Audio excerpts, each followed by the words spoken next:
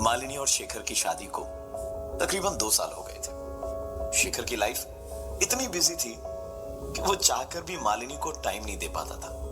पर इस बात का मलाल मालिनी को जरा भी नहीं था, क्योंकि वो शेखर को अच्छी तरह से जानती थी और ये दोनों की लव मैरिज भी थी। दोनों बैंगलोर के एयरपोर्ट रोड के नजदीक अपने मकान में रहते थे। रोज की तरह लंच खत्म करके शेखर ने मालिनी को फोन किया।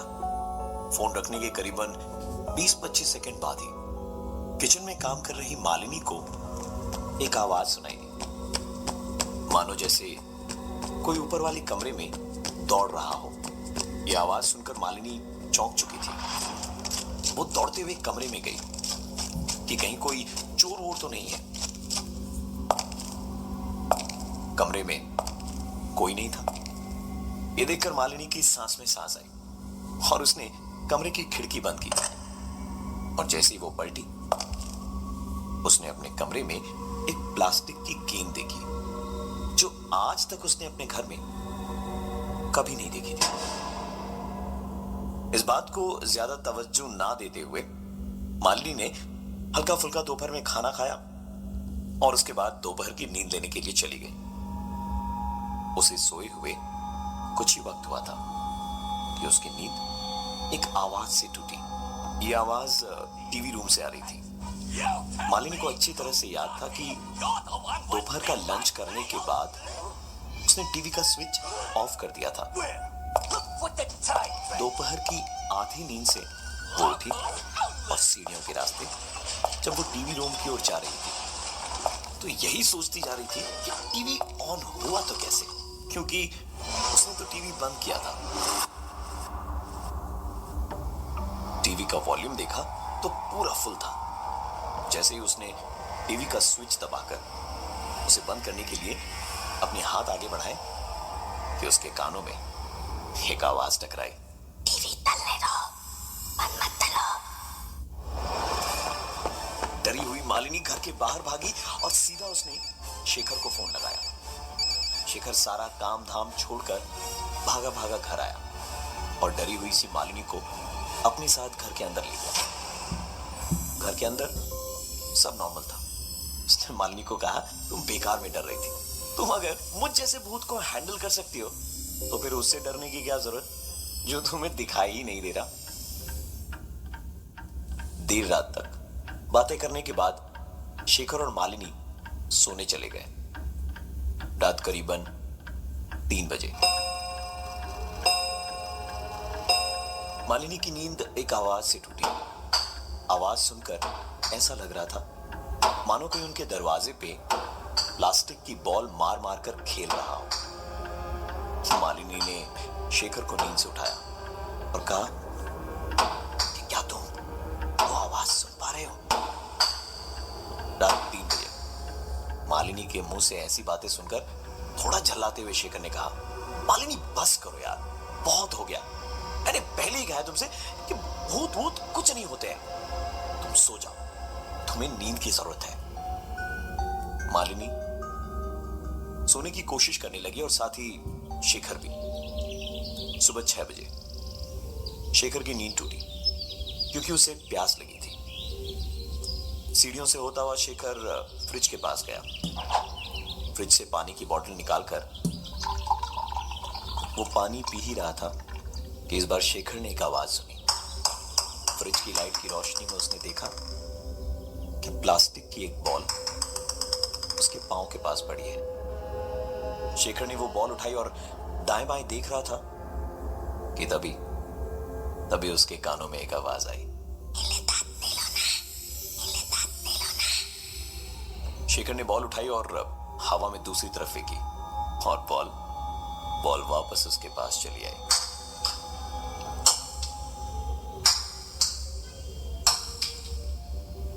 थोड़ी देर बाद मालिनी बेडरूम से बाहर आई और बोली, शेखर ये क्या कर रहे हो? हड़बड़ाता हुआ शेखर बोला, कुछ नहीं, तुम तैयार हो जाओ, डॉक्टर के पास चलना है ना चेकअप कराने के लिए। मालिनी तैयार होने चली गई और शेखर ने घड़ी की तरफ देखा तो घड़ी में इस वक्त 7 बजे थे। मतलब पिछले 1 घंटे से यही चल रहा था।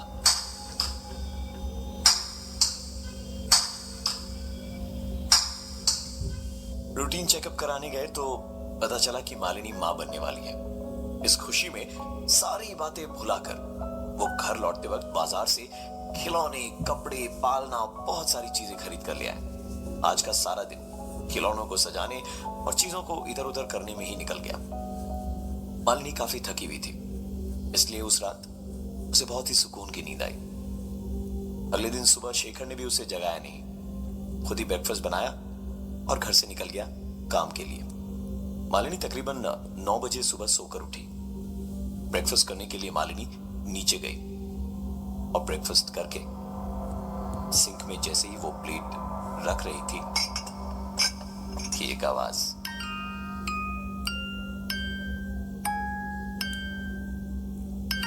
मालिनी ने उस खिलौने को उठाया और उसकी चाबी बंद कर दी। खिलौने को किनारे रखकर मालिनी ने ऊपर वाले कमरे में जाने के लिए जैसे ही पहली सीढ़ी पर कदम रखा, ऊपर से एक बॉल गिरते हुए नीचे आया।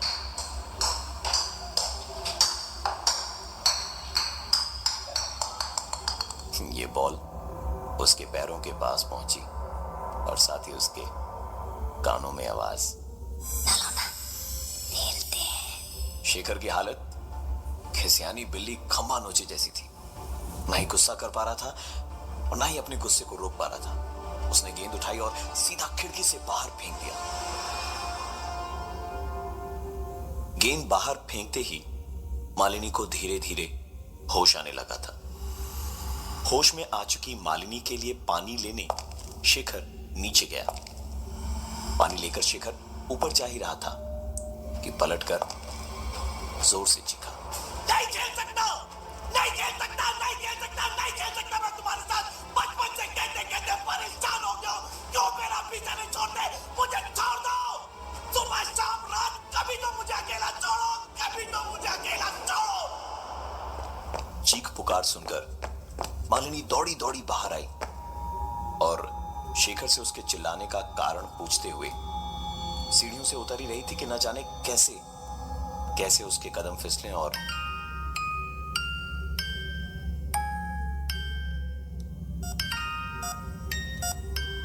मालिनी की आंख खुली तो वो अस्पताल में थी। सामने था एक बुरा सच कि मालिनी के मां बनने का सपना टूट चुका था।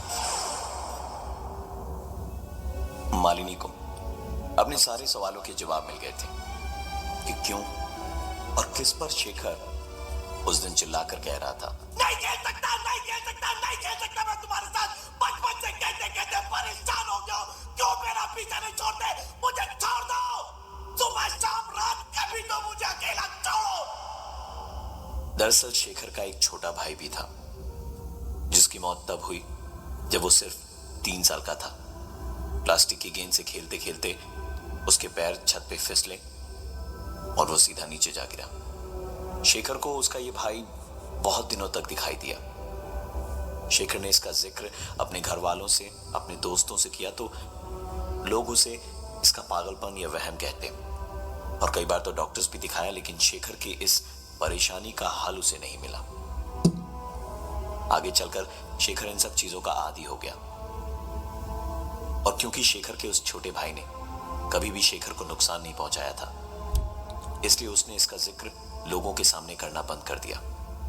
ये बात शेखर ने मालिनी को भी बता रखी थी, पर शेखर का वो छोटा भाई इस तरह से वापस आएगा उनकी जिंदगी में, ये उन्हें नहीं मालूम था तब जब मालिनी की कोख में एक नई जिंदगी थी। आज इस बात को करीबन 2 साल हो चुके हैं। मालिनी और शेखर की एक बेटी भी है, लेकिन आज भी मालिनी अस्पताल से डिस्चार्ज होने के बाद उस पुराने घर में बिताए गए आखिरी 1 हफ्ते को भुला नहीं पाई है। उस घर में बिताए आखिरी 1 हफ्ते की सिर्फ एक ही बात मालिनी को आज तक याद है और वो थी, भाभी, ओ भाभी, इस घर में सबसे छोटा मैं हूँ, मुझसे छोटा कोई नहीं आएगा। मैं हूं प्रवीण और ये थी आज की एक कहानी ऐसी भी। सोना